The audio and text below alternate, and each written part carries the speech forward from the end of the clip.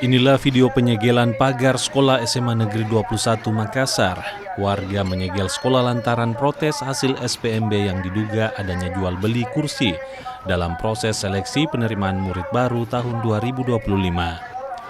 Akibat aksi ini, pihak sekolah sempat meliburkan MPLS dan mengalihkan pertemuan melalui daring.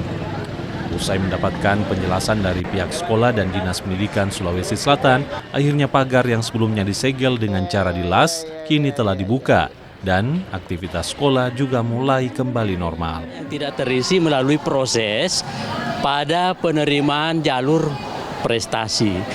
Tapi sesuai petunjuk teknis, sisa kuota itu kami laporkan ke Dinas Pendidikan.